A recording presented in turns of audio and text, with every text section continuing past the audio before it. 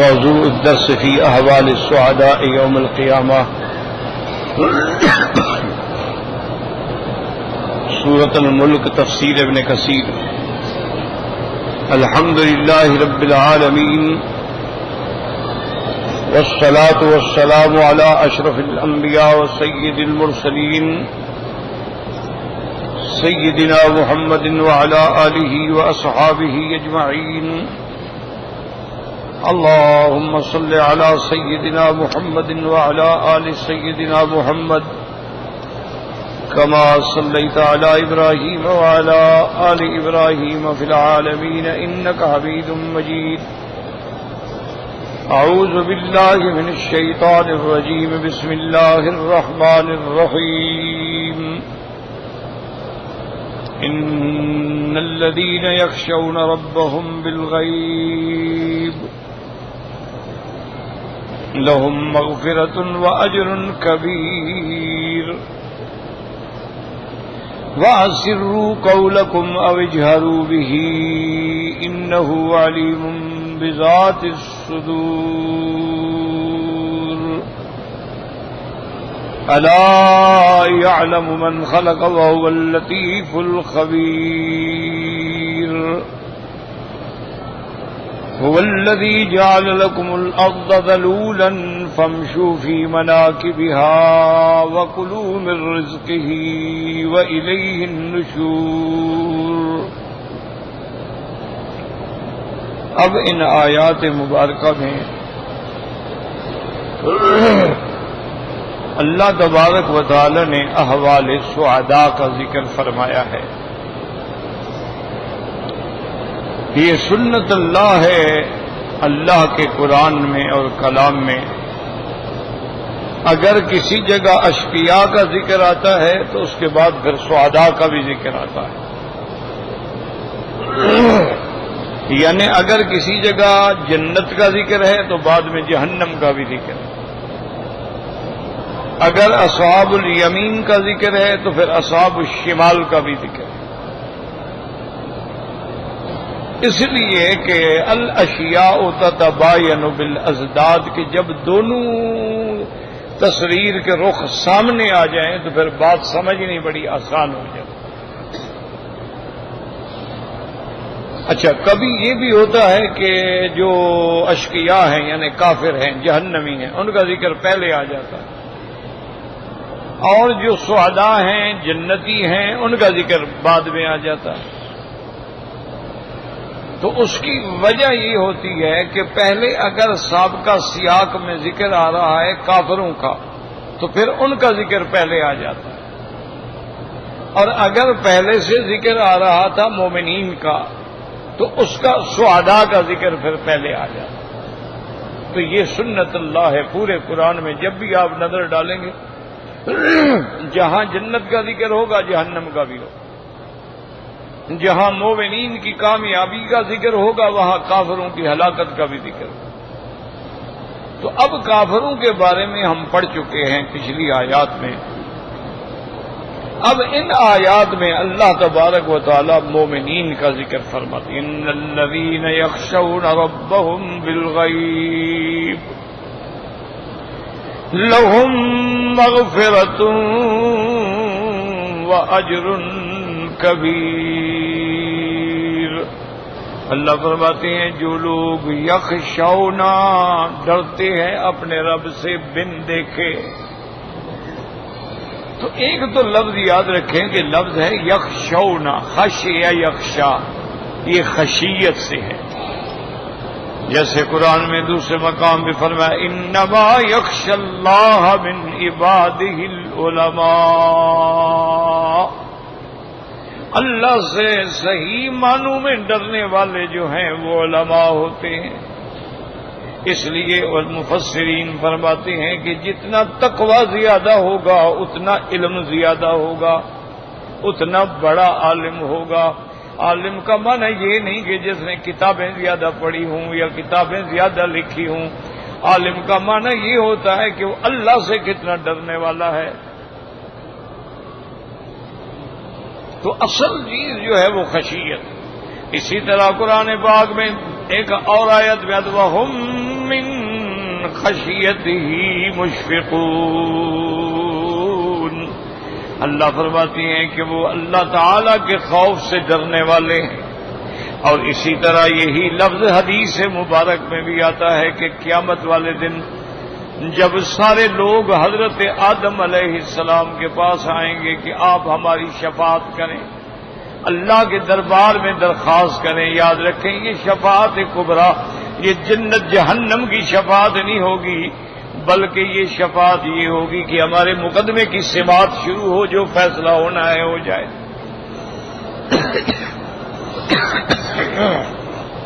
تو حضرت آدم علیہ السلام فوراً کہیں گے نفسی نفسی نفسی.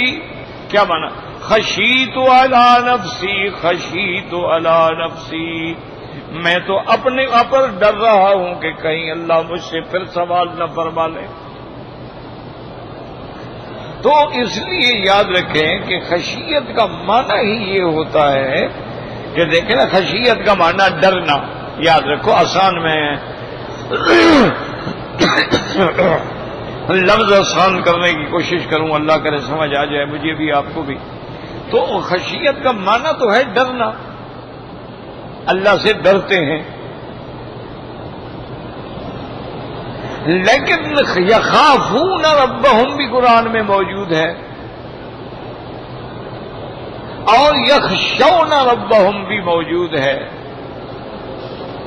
تو علماء فرماتے ہیں یاد رکھو کہ معنی تو دونوں کا ڈرنا ہے، لیکن لفظ خوف جو ہے وہ مطلق ہے، عام ہے، کہ آدمی دشمن سے بھی تو ڈرتا ہے، آدمی سانپ سے بھی تو ڈرتا ہے، آدمی ہر موذی چیز سے بھی تو ڈرتا ہے، آدمی استاد سے بھی ڈرتا ہے، اپنے ماں باپ سے بھی ڈرتا ہے، آدمی قرآن پاک کی بے ادبی سے بھی ڈرتا ہے، سرکار دو جہاں کی شان میں کوتاہی سے بھی ڈرتا ہے. تو ڈر تو ہر قسم کو، لفظ خوف عام ہے،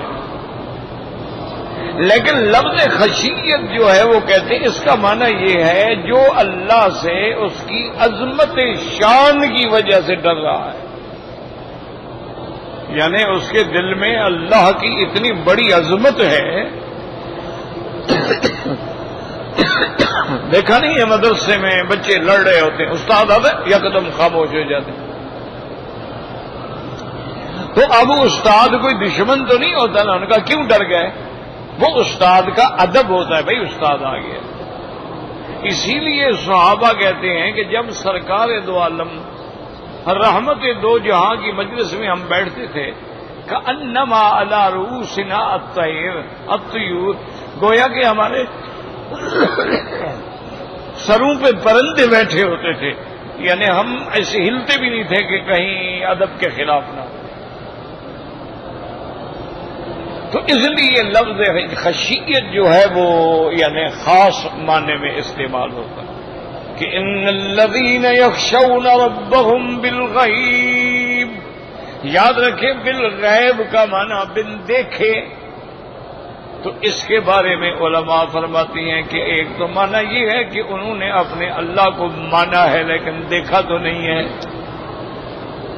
دیکھو نا، ہم مانتے ہیں نا ہمارا خدا ہے، وحدہ لا شریک ہے، وہ مالک ہے، خالق ہے، رازق ہے، لیکن ہم نے خدا کو دیکھا تو نہیں ہے، نہ دیکھا ہے، نہ کبھی اس سے بات ہوئی ہے، نہ کبھی کلام ہوا ہے. تو اس کے باوجود ہمارا ایمان ہے. اب دیکھیں کہ انسان جو ہے بالکل تنہائی ہوتی ہے، کمرہ ہے، گھر ہے، بند ہے، کوئی ڈر نہیں، خوبصورت جوان لڑکی ہے اور گناہ پہ آمادہ ہے، لیکن وہ اللہ سے ڈر رہا ہے. اب اللہ کو دیکھا تو نہیں ہے. تو یہ ہے اصل میں ایمان بالغیب. اسی لیے اللہ پاک نے دوسرے مقام پر میں الذین یؤمنون بالغیب ویقیمون الصلاۃ ومما رزقناہم ینفقون. اللہ نے فرمایا مومن وہ ہیں جو مجھ سے بن دیکھے ایمان لے آئے ہیں اور پھر نمازوں کو قائم کرتے ہیں. نماز میں کھڑے ہیں تو ان کا یقین ہے کہ خدا ہمیں دیکھ رہا ہے. اتنا یقین ہے کہ ہم نہیں دیکھ سکتے لیکن خدا تو دیکھ رہا ہے. یہ ہے بالغیب. اس پر ایک شاعر نے، وہ شاعر بھی تھے مجذوب بھی تھے،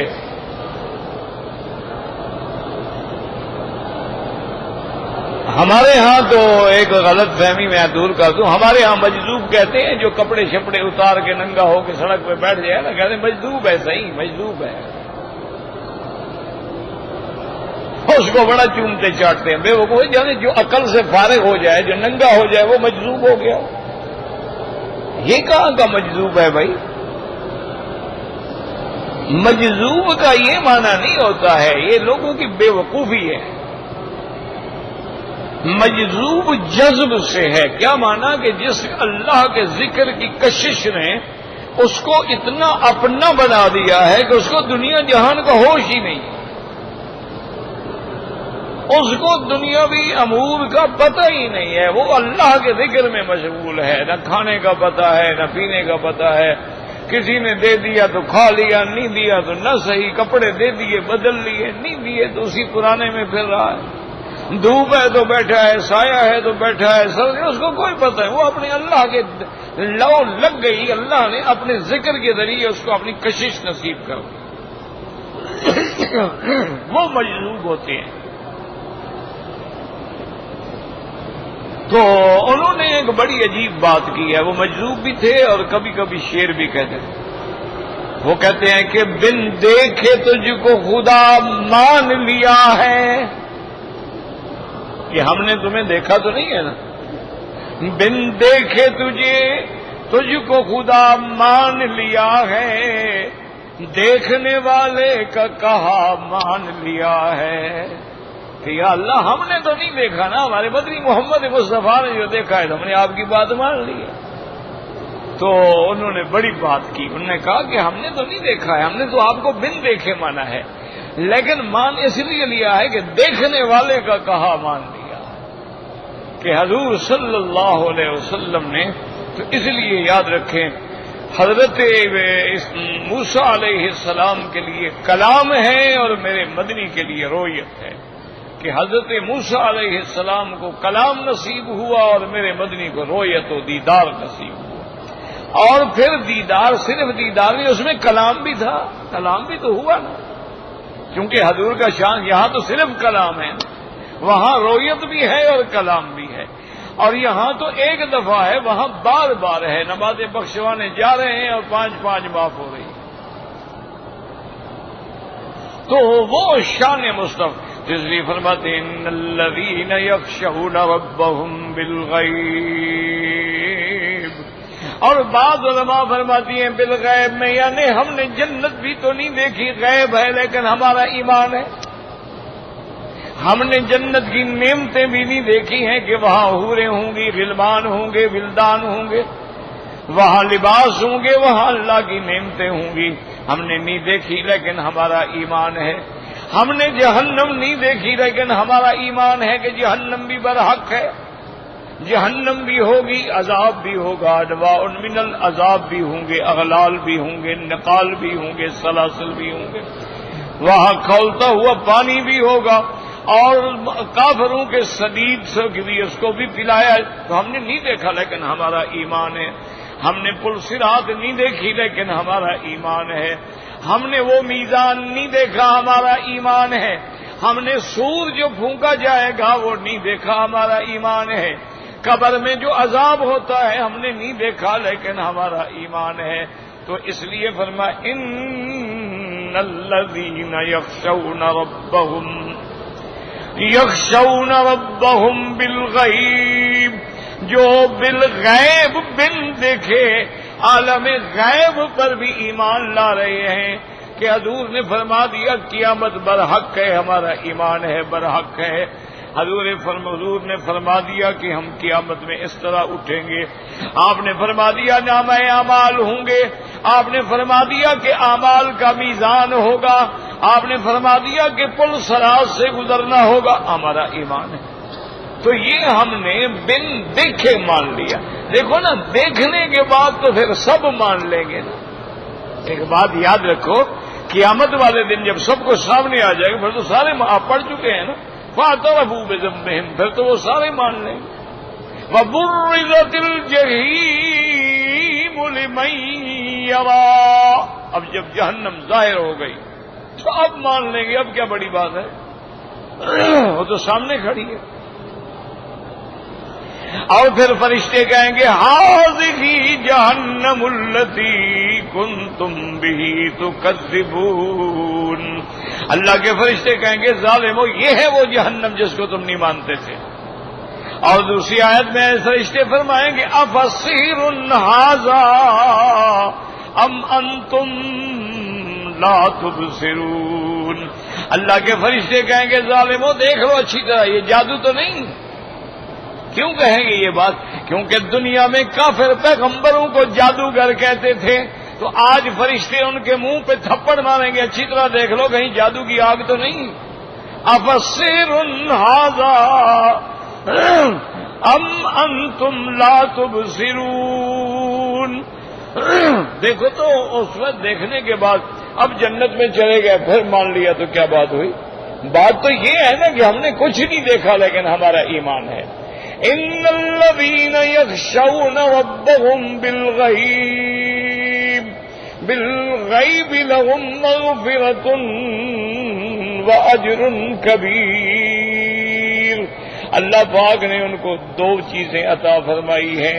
اللہ نے فرمایا ایک تو ان کے لیے مغفرت ہوگی اور ایک ان کے لیے بہت بڑا اجر ہوگا، بہت بڑا ثواب ہوگا. اور خود اندازہ کرو کہ جس کو اللہ فرمائے بڑا ہوگا تو وہ کتنی بڑا ہوگا. تو اس لیے اللہ فرماتی ان الذین یخشون ربهم بالغیب لهم مغفرۃ واجر کبیر. افروا قولکم او اجہروا به. یاد رکھو یہاں بھی دو قول ہے مفسرین. بعض مفسرین فرماتے ہیں کہ یہ خطاب جو ہے کافروں کو ہے. اللہ فرماتے ہیں کافرو، اے منکرو، اے معاندو، اے میرے مدنی پاک کے دشمنوں، یاد رکھو تم آہستہ باتیں کرو یا زور سے کرو وہ سب جانتا ہے. تو اس لیے علماء نے فرمایا ہے کہ یہ خطاب جو ہے کافروں کو ہے کہ کافر آپس میں کہتے تھے بھائی آہستہ آہستہ بات کرو، آہستہ بات کرو گے تو خدا نہیں سنتا، زور سی بات کرو گے تو اللہ میاں سن لیں گے اور حضور کو بتا دیں گے. اس لیے اللہ نے فرمایا وَأَسِرُّوا قَوْلَكُمْ أَوِ اجْهَرُوا بِهِ إِنَّهُ عَلِيمٌ بِذَاتِ الصُّدُورِ. تم چپکے سے آہستہ بات کرو یا تم زور سے بات کرو، وہ سب جانتے ہیں اور وہ تو جو تمہارے دل کے اندر ہے اس کو بھی جانتے ہیں. اب بات سمجھیں.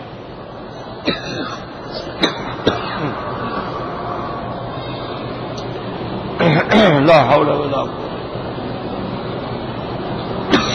انا للہ وانا الیہ راجعون.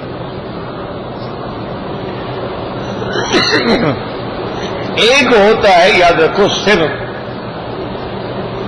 ایک ہے جہر. سر مانا آہستہ، جیسے ظہر کی نماز سر ہے، عصر کی نماز سری ہے، لیکن مغرب عشاء فجر جہری ہے، امام زور سے پڑھ رہا ہے تو یہ جہر ہے، وہ سر. اچھا ایک بات اور ہوتی ہے کہ وہ سر اور جہر تو چلو پھر بھی وہ ہے نا جو ہم نے زبان سے آہستہ کہا یا زور سے کہا. ایک وہ ہے کہ ہمارے دل میں ہے، ابھی ہم زبان میں بھی نہیں لے آئے، وہ بھی اللہ جانتے ہیں. بات کو سمجھے، یعنی ابھی ہمارے دل میں ایک خیال ہے لیکن ہم نے ابھی زبان سے نہیں کہا، نہ آہستہ کہا نہ زور سے کہا. اللہ نے فرمایا میں تو اس کو بھی جانتا ہوں. جیسے دوسرے مقام پہ فرمایا یعلم خائنۃ الاعین وما تخفی الصدور، اور کہیں فرماتے ہیں واللہ علیم بذات الصدور. اس لیے اللہ فرماتے وہ تو وہ ذات ہے جو تیرے دل کے اندر ہے، جو تم نے اندر چھپایا ہوا ہے، ابھی تم نے ظاہر بھی نہیں کیا ہے۔ اللہ فرماتے میں اس کو بھی جانتا ہوں۔ تو تم اگر میرے مدنی کے خلاف سازشیں کرو گے، اپنے دلوں میں بغض رکھو گے، تو میں وہ بھی جانتا ہوں، چھپی ہوئی نہیں۔ اور بعض مفسرین فرماتی ہے خطاب عام ہے، مومن ہو یا کافر ہو، بھئی تم آہستہ کرو یا جہر سے کرو، اللہ سب جانتے ہیں۔ وَأَسِرُّوا قَوْلَكُمْ أَوْ اجْهَرُوا بِهِ إِنَّهُ عَلِيمٌ بِذَاتِ الصُّدُورِ أَلَا يَعْلَمُ مَنْ خَلَقَ أَلَا يَعْلَمُ مَنْ خَلَقَ وَهُوَ اللَّطِيفُ الْخَبِيرُ۔ اللہ پاک نے فرمایا کیا وہ نہیں جانتا؟ الا یعلم من خلق، جس نے پیدا کیا، تو جس نے پیدا کیا ہے وہ مخلوق کو جانتا نہیں، بس ایسے پیدا ہو گئی ہے، بغیر جانے بوجھے کیسے پیدا ہو گئی۔ کہیں دیکھو اللہ پاک نے انسان بنائے ہیں، کہیں دیکھو جنات بنائے ہیں، کہیں دیکھو فرشتے بنائے ہیں، کہیں دیکھو حیوانات بنائے ہیں، کہیں دیکھو نباتات بنائے ہیں، کہیں دیکھو معدنیات بنائے ہیں، اور پھر ٹھیک ٹھیک اندازے پہ بنائے ہیں، کوئی چیز میں فرق نہیں ہے۔ تو جو خالق ہے اس کو اپنی مخلوق کا علم نہیں ہوگا؟ عجیب بات ہے، کیا سوچ رہے ہو کہ خدا کو پتہ نہیں لگے گا؟ تم اس کی مخلوق ہو، وہ خالق ہے، تو ہر خالق اپنی تخلیق کو جانتا ہے۔ الا یعلم من خلق وهو اللطیف، لطیف مانا باریک بین، الخبیر انتہائی باخبر، وہ تو سب جاننے والا ہے، اس کے آگے کیا چھپا ہوا ہے؟ تم اس کی مخلوق ہو، اور مخلوق جس کو اس نے بنائے، اب دیکھو نا مثلا یہ اینک ہے، جس نے اس اینک کو بنایا ہے وہ تو اس کے ایک ایک کل کو، ایک ایک عیب کو، ایک ایک چیز کو جانتا ہے۔ ہم تو نہیں جانتے نا بھی یہ دونوں کی سائز برابر ہے کہ نہیں، ہم تو نہیں جانتے نا کہ ان کا عمق گہرائی برابر ہے کہ نہیں۔ اچھا اب ان کی جو انہوں نے کرو دیا ہے وہ برابر ہے کہ نہیں، ہم تو نہیں جانتے۔ یہاں نے نٹ جو چھوٹے چھوٹے باریک لگائے وہ ایسا نہیں کہ باہر نکلا ہو تو ہاتھوں کو چھلنی کر دے، کہیں آنکھ کے قریب کسی جگہ کو لگ جائے۔ اچھا اس میں جو شیشہ ڈالا ہے وہ لوز تو نہیں، تو بنانے والا جو ہے وہ جانتا ہے۔ تو اللہ نے جو ساری مخلوق بنائی، اگر نہیں بنایا، یا تو تم یہ کہو ہمیں خدا نے نہیں بنایا، پھر کس نے بنایا ہے وہ بتاؤ؟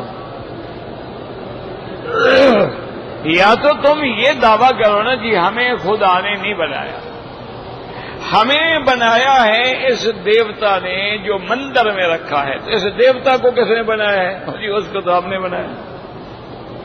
تو اچھا خدا ہے جس کو تم بناتے ہو؟ یہ عجیب بات نہیں ہے کہ ہے خدا لیکن بناتا بندہ ہے۔ اچھا کبھی جائیں نا، میں ایک دفعہ ہانگ کانگ میں تھا، تو وہاں ایک مارکیٹ سے گزر رہے تھے، تو وہاں یہ سارے جو دیوی دیوتا ہیں نا ان کی شکلیں اور بت وغیرہ جو ہیں وہ بکتے ہیں۔ تو وہ مختلف ہوتے ہیں، لکڑی کے بھی ہوتے ہیں، پیتل کے بھی ہوتے ہیں، لوہے کے بھی ہوتے ہیں۔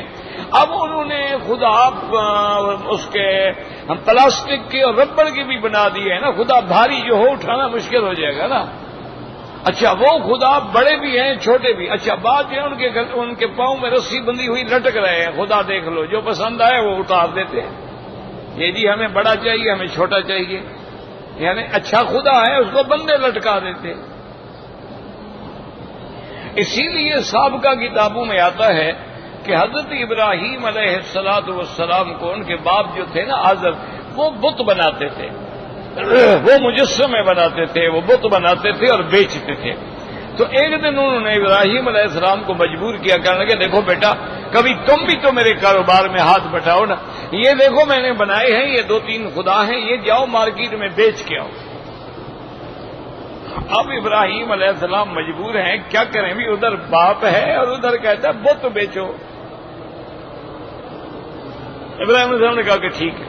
تو حضرت ابراہیم علیہ السلام نے لے لیے، جب باپ کی آنکھوں سے دور ہوئے نا ایک رسی ڈھونڈ کے لے آئے، ان کی ٹانگوں میں رسی باندھی اور گھسیٹ کے لے کے جا رہے ہیں، اعلان کر رہے ہیں میرے باپ کا خدا کسی نے خریدنا ہے تو لے لو، میرے باپ کا خدا کسی نے خریدنا ہے تو لے لو۔ اب اس طرح کون خدا خریدے گا جس کو گھسیٹا جا رہا؟ تو آزر کو پوچھے گا یہ کیا؟ اس نے کہا تو میں کیا کروں، اب 3 مجھ سے نہ اٹھائے جائیں، تمہارے خدا بھاری ہیں، میں کیا کروں؟ تو یہ اندازہ کریں۔ اچھا آپ ایک بات بتائیں، اللہ کے حرم میں بیٹھے سچی سچی بات بتا دیں، یہ نہ کہنا مولوی مکی کہہ رہا تھا یا فلاں کہہ رہے ہیں، چھوڑو مولوی مکی، کوئی وہ انسان ہے کہ طالب علم ہے، آپ کو بھی اللہ نے عقل دی، آپ مجھے ٹھنڈے دل سے بتائیں، جو لوگ اپنے ہاتھوں سے بنا کر مندروں میں سجاتے ہیں، پھر ان پہ پھول چڑھاتے ہیں، خوشبو لگاتے ہیں، ان کے آگے ہاتھ باندھ کے کھڑے ہوتے ہیں، بھجن گاتے ہیں، اور ان سے جا کے اپنی ہر فریاد کرتے ہیں اور ہر بات ان سے مانگتے ہیں، ایمان سے کہیں یہ کوئی عقل مندی کی بات ہے؟ نہیں، اللہ کے کعبے میں صحیح فیصلہ کرو کہ جن کو آدمی خود بنائے، اپنے ہاتھوں سے بنائے، وہ پھر خدا کیسے بن گیا؟ چلو خدا نہ صحیح، خدا کا مقرب، خدا کا سفارشی بن گیا، وہ تو ہم نے بنایا ہے بھائی۔ اچھا اب اسی طرح بالکل سوچ لیں کہ مسلمان جو ہیں، جب کوئی اولیاء اللہ فوت ہوتے ہیں، بہت بڑے بڑے پیر فوت ہوتے ہیں، بزرگ فوت ہوتے ہیں، بڑے بڑے علماء فوت ہوتے ہیں، محدث فوت ہوتے ہیں، جو ان سب کو غسل وغیرہ کفن دفن ہم دیتے ہیں یا پیر صاحب خود غسل کر لیتے ہیں مرنے کے بعد؟ ہاں جی، نہیں سیدھی بات کرو، حرم شریف میں بیٹھے ہو، قیامت والے دن خدا پوچھے گا بھئی اگر کوئی پیر بڑا فوت ہو جائے، بڑے بزرگ فوت ہو جائیں، پیران پیر فوت ہو، سب نے فوت ہونا ہے، سب فوت ہو گئے، حضرت اجمیری فوت ہو گئے، بڑے بڑے بزرگ فوت، تو ان کو غسل دینے والے ان کے خادم، ان کے ماننے والے، ان کے مرید ہوتے ہیں یا خود بخود لاش کو غسل مل جاتا ہے؟ مرید ہوتے ہیں۔ اچھا ان کی قبر کون تیار کرتا ہے؟ اچھا ان کو جنازہ کندھے پہ رکھ کے کون لے آتا ہے؟ اچھا پھر جنازہ سامنے رکھ کے جب ہم جنازہ پڑھتے ہیں تو کیا کہتے ہیں؟ اللہم اغفر لحینا، ان کے لیے ہم کیا کریں؟ یا اللہ ان کی مغفرت فرما، اللہم اغفرہ وارحمہ وتجاوز عنہ وادخلہ فی الفردوس الاعلی، اللہم اکرم نزلہ وسع مدخلہ وادخلہ فی جنات میں، تو یہ ہم دعائیں اس کے لیے کریں۔ تو اب کفن بھی ہم پہنائیں، کندھا بھی ہم دیں، جنازہ بھی ہم پڑھیں، قبر بھی ہم کھودیں، پھر حضرت کو قبر میں ہم سلائیں، سلانے کے بعد مٹی بھی ہم ڈالیں، تو یہ کیا بات ہے کہ جب وہ باہر تھا تو ہم اس کے لیے دعا مانگ رہے تھے، جب زمین میں 2 میٹر نیچے چلا گیا تو اب حاجت روا مشکل کشا داتا کیسے بن گیا؟ ٹھنڈے دل سے بات کرو، یہ نہیں کہ مولوی مکی کہہ رہے، مولوی مکی کو چھوڑو، آگ لگاؤ۔ مجھے بتاؤ کہ پھر ہندو میں ہم میں کیا فرق ہے؟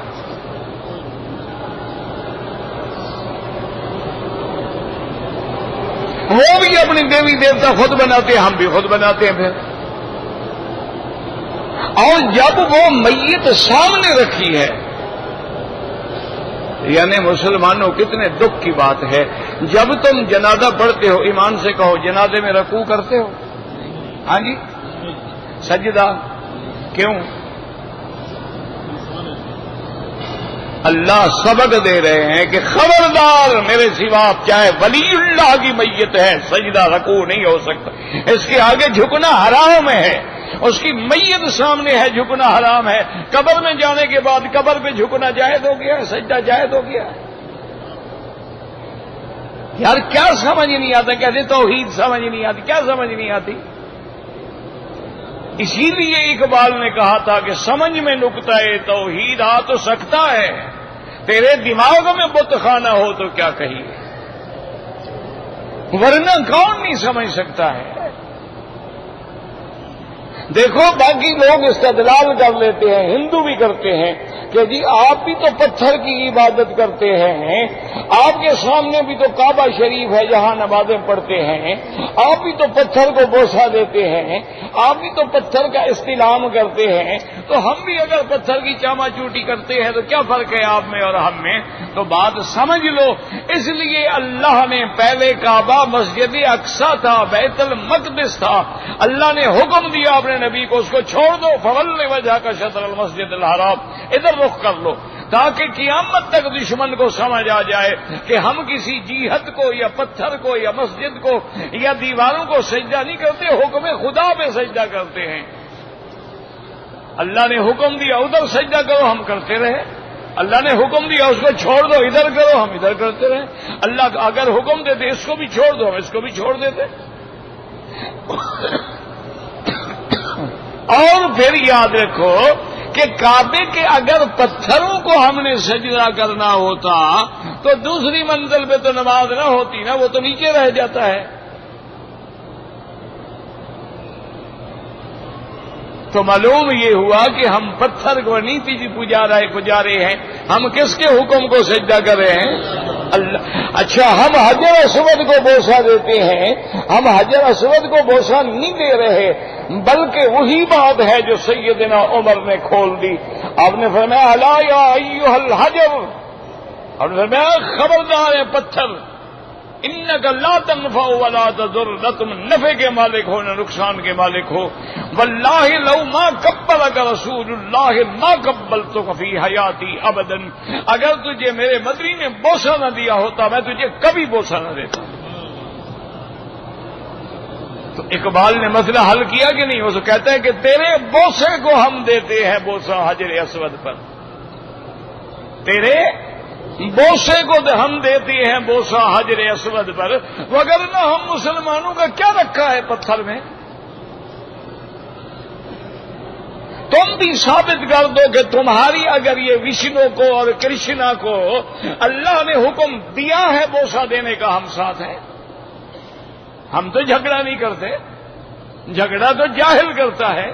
ہمیں تم کسی کتاب میں دکھا دو کہ حضرت داتا صاحب کی مزار پہ سجدہ کرنا جائز ہے، قرآن میں ہو، اچھا قرآن حدیث میں بھی نہ ہو، حضرت علی اجویری رحمت اللہ علیہ نے خود لکھا ہو، ہم مان لیں گے۔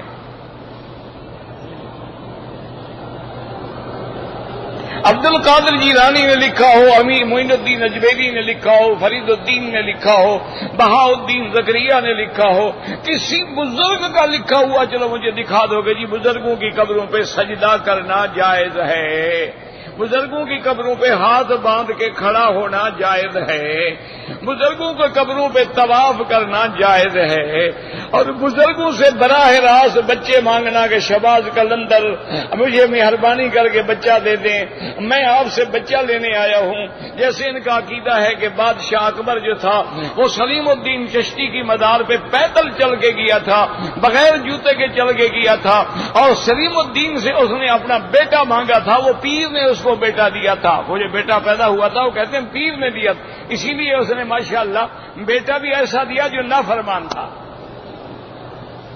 اچھا بیٹا دیا بادشاہ کو، ایک عورت کے لیے جس نے باپ کو الٹ دیا۔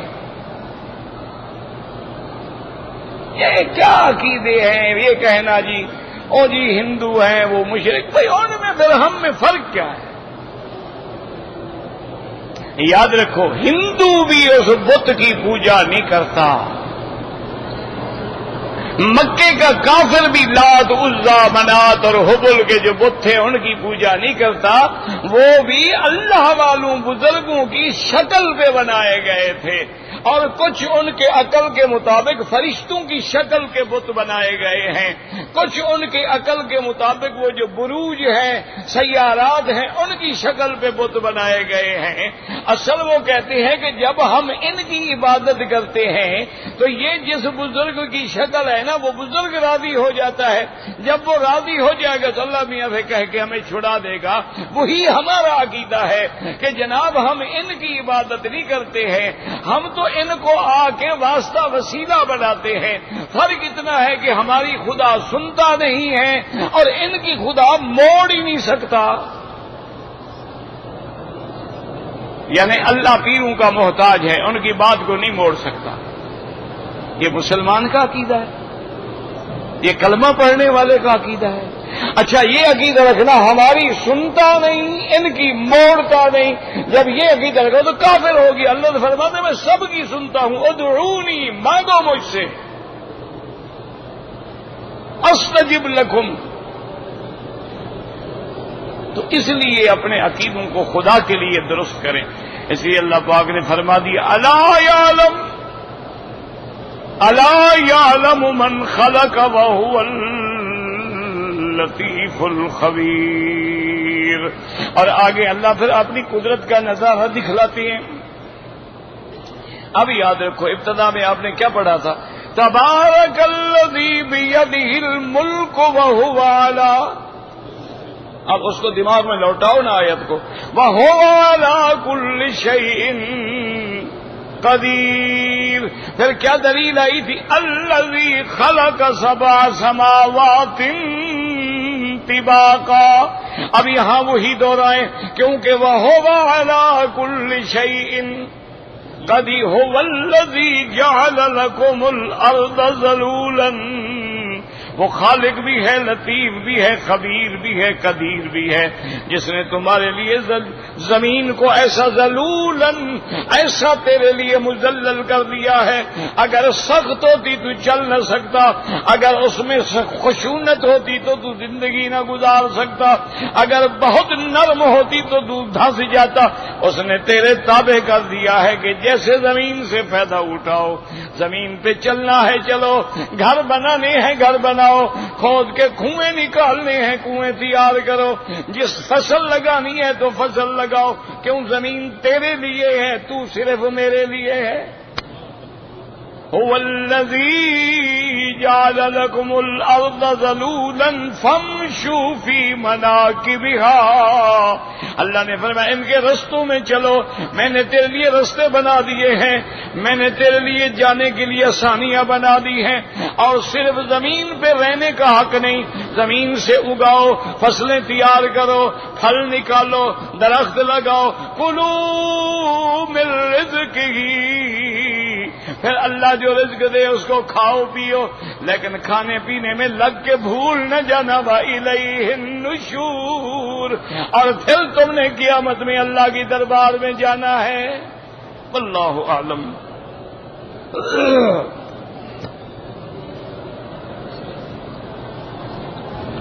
کہتے ہیں جی کہ داڑھی کو کالا رنگ لگانے کے بارے میں شرعی حیثیت کیا ہے؟ میرا بھائی شریعت میں کالا رنگ لگانا منع ہے. اور ویسے بھی ایک بات یاد رکھو کہ کالا رنگ لگا کے تم کس کو دھوکہ دینا چاہتے ہو؟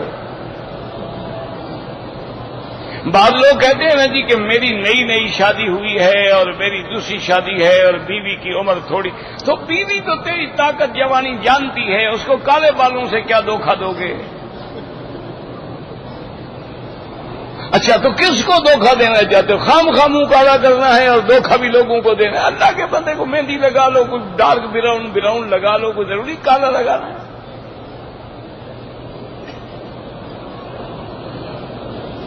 مردوں کا لباس غیر شرعی ہو یا عورت بغیر پردے کے ہو تو بالکل حرم میں نہیں آنا چاہیے.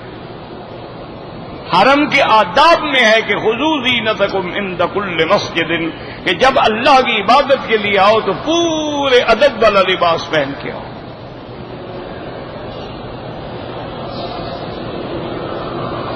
کوئی زندہ ہیں فوت ہو گئے تو آپ کی مرضی ہے، عمرے کریں، ان کے لیے حج کریں، طواف کریں.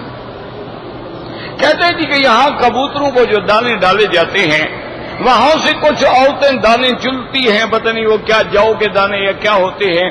وہ کہتے ہیں کہ جن کو اولاد نہیں ہوتی نا ان کے لیے لے جاتے ہیں. یعنی مقصد ہے کہ خاوند تو اولاد پیدا کرنے کے قابل نہیں، اب کبوتر پیدا کرے گا. یار مسلمانوں ایمان سے کہو، خدا کے لیے یہ عقیدہ ہے تو دانے کیوں اٹھاتے؟ کبوتر پکڑ کے لے جاؤ، اس کو دے دینا. حرم کا ایک کبوتر لے جاؤ. انا للہ و انا الیہ. یاد رکھو کہ اولاد کا جہاں تک معاملہ ہے یہ نص قطعی ہے کہ یہب لمن یشاء اناثا وَيَهَبُ لِمَن يَشَاءُ الذُّكُورَ أَوْ يُزَوِّجُهُمْ ذُكْرَانًا وَإِنَاثًا۔ اللہ فرماتے ہیں میں لڑکا دوں میری مرضی، لڑکی دوں میری مرضی، جوڑے دوں میری مرضی، بالکل نہ دوں میری مرضی۔ تو اولاد دینے والا کون ہے؟ اللہ ہے۔ یاد رکھو کوئی دانے شانے سے اولاد نہیں ہو سکتی، اللہ سے دعا مانگو۔ جب زکریا علیہ السلام کو اولاد کی طلب ہوئی تو کس سے دعا مانگی؟ اس لیے قرآن کہتا ہے نا کہ نادا ربہ نداء خفیا، پکارا میرا مولا مجھے بھی تو بچہ دے دے۔ آدم علیہ السلام نے، تمام انبیاء نے اولاد مانگ لی ہے، اللہ سے دعا مانگو۔ اسباب کی حد تک علاج بھی کراؤ، اسباب بھی اللہ پیدا کرتے ہیں۔ دیکھو مرد میں نقص ہے، عورت میں نقص ہے، جس میں کوئی خرابی ہے اس کا علاج بھی کراؤ، پھر دعا بھی کرو، پھر فائدہ ہوگا۔ ایسے تو نہیں فائدہ ہوگا، ایسے تم دعا کرتے رہو کہ ہجڑے کو بچہ پیدا ہو جائے، وہ تو دعا سے نہیں ہوگا۔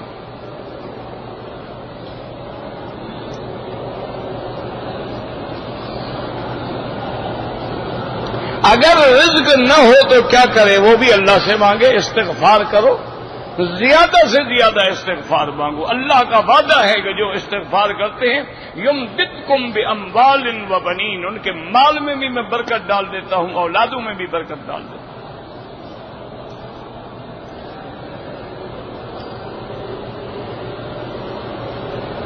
بعض موقع پر انسان بزرگوں کو جواب نہ دے تو نقصان اٹھاتا ہے، جواب دے تو بے ادبی ہے، معقول طریقے سے جواب دے، بے ادبی نہ کرے نا۔ جواب کیوں نہ دے؟ اگر ضروری بات ہے تو بزرگ کو بھی کہی جا سکتی ہے، یہ تو منع نہیں ہے۔ اگر والد بھی غلطی کر رہا ہے آپ کہہ سکتے ہیں کہ ابا جان یہ بات غلط ہے، یہ کوئی بات، لیکن محبت سے کہو۔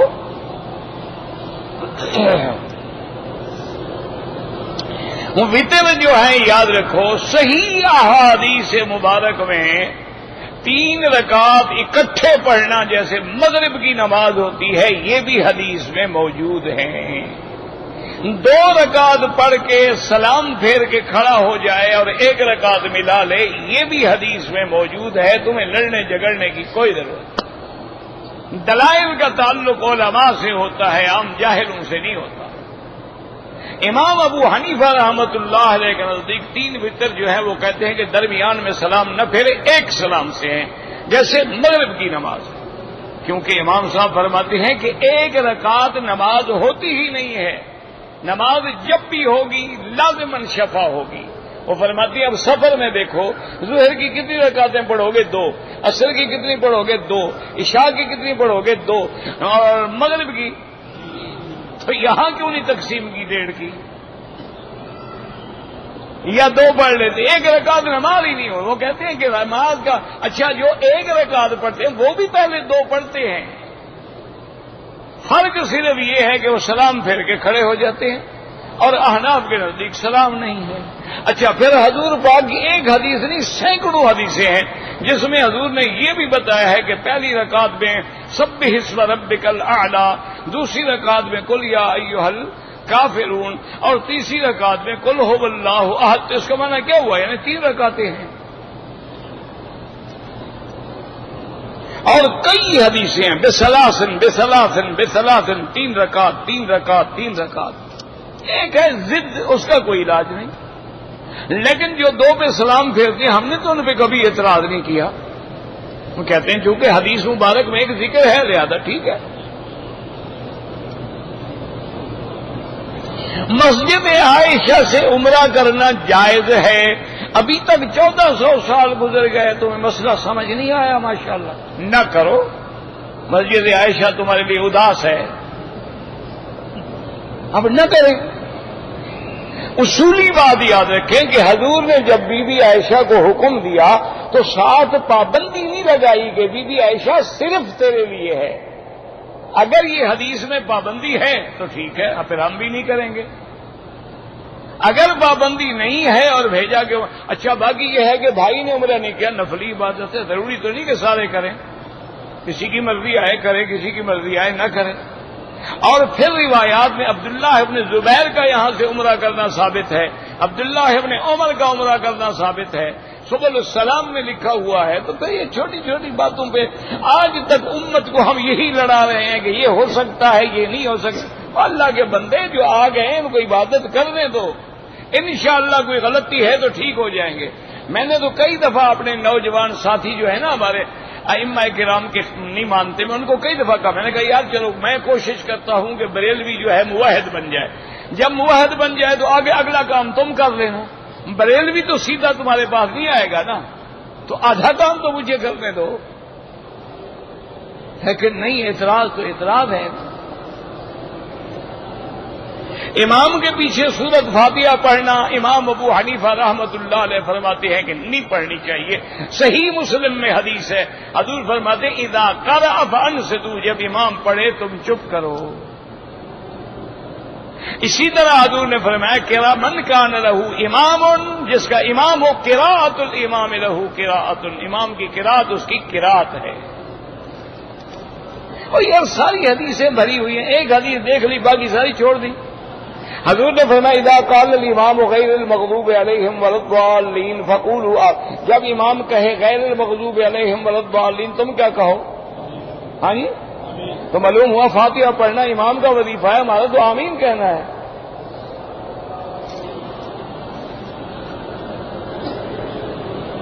مزار پر جا کر جو بکرا ذبح کرتے ہیں وہ خالص حرام ہوتا ہے، نسبت الی غیر اللہ آ جاتی ہے تو حرام ہو جاتا ہے. نبی پاک کے لیے عمرہ کریں، حج بالکل کہ نفلی عبادت ہے، کوئی منع نہیں. میں نے عمرے کے بعد وہ ناوا سلام نہیں کیا، کوئی حرج نہیں.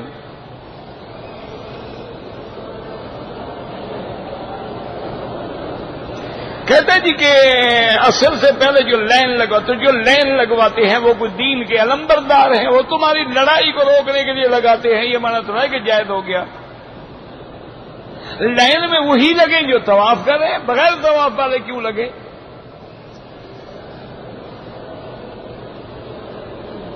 طواف کے 2 چکر کے بعد اگر وضو ٹوٹ جائے، وضو کر کے ابتدا سے شروع کرے. مردوں کے لیے انگوٹھی پہننا جائز ہے، بالکل جائز ہے، سنت ہے، حضور نے پہنی ہے، جائز کا کیا معنی؟ کوئی پتھر پہن لو، نفع نقصان کسی سے نہیں ہوتا.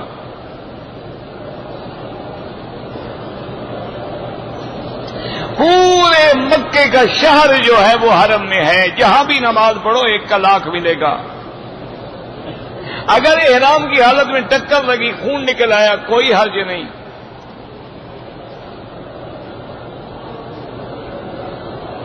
حرم میں بھی عورت کو پردہ کرنا چاہیے. بیوی کی بہن محرم ہے، بالکل نہ محرم ہے. جب اسے نکاح نہیں ہو سکتا، محرم کیسے ہو گئی؟ محرم کا معنی وہ ہے جسے نکاح حرام ہو، وہ محرم نہیں ہے، وہ تو موت ہے تمہارے لیے، دیور اس کے لیے موت ہے. یہ تو ساری آدھی گھر والی ہو گئی نا.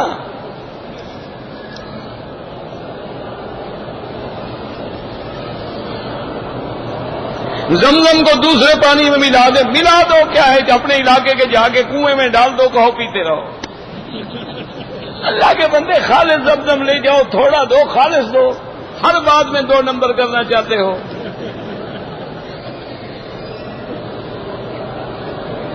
حرم باغ میں عورت نماز جنازہ پڑھے، بالکل پڑھے. عورت مر جائے تو اس کا جنازہ بھی ہم حرم میں نہ پڑھیں. عجیب عقل ہیں، پتہ نہیں بہت سے بھرے ہوئے ہیں. بابا جنازے کے لیے عورت کو آنا منع ہے، اگر موجود ہے تو کیوں نہ پڑھے. 45 سال کی عورت کے لیے بھی محرم ضروری ہے، اس کے لیے تو ڈبل ضروری ہے. وہ ان نوجوان لڑکیوں سے زیادہ خطرناک ہوتی ہے، تجربہ کار ہوتی ہے نا.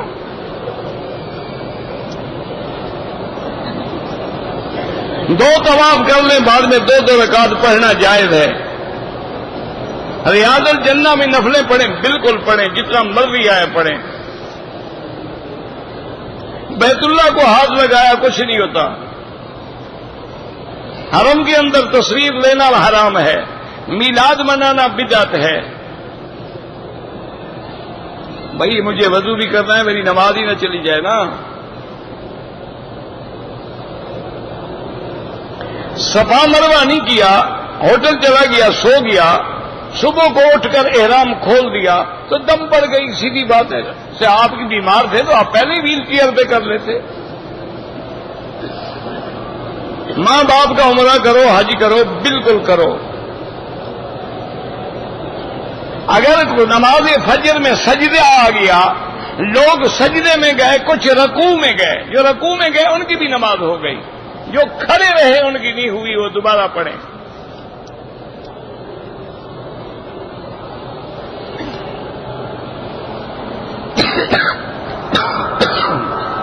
طواف میں رمل بھول گیا، کچھ بھی نہیں ہوتا. ربنا تقبل منا انک انت السمیع العلیم وتب علینا انک انت التواب الرحیم. اللهم فرج هم المهمومين، نفس كرب المكروبين، واقض الدين عن المدينين، واشفنا واشف مرضانا ومرضى المسلمين. صلى الله تعالى على خير خلقه سيدنا محمد وعلى آله وأصحابه أجمعين. اللهم صل على سيدنا محمد وعلى آله